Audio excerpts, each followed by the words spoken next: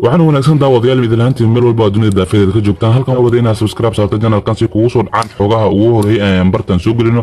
lexar muuqaalka siin shirgalo asxaabtaada la wadaag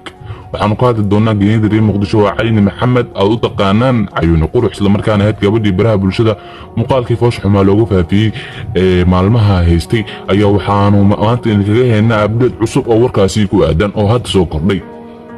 abdeedkaas wuxuu yahay in ninkii ka duway muuqaalka cayni qurux isla markaana baraha bulshada kusoo faafiyey la garanayo la ogaaday isla markaana meesha uu ku sugan yahay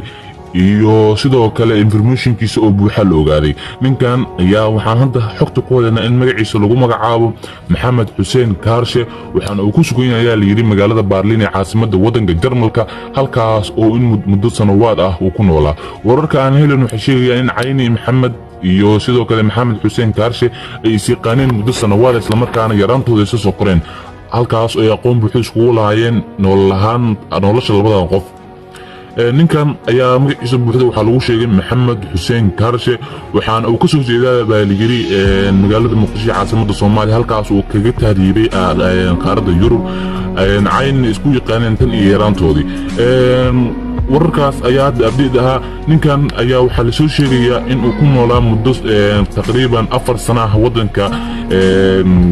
jarmalka halkaas uu ku galay qaab tahriib ahaan asoo ka gudbay xadka turkiga iyo gariiga halkaasoo qaaradda yurub ugu tallaabay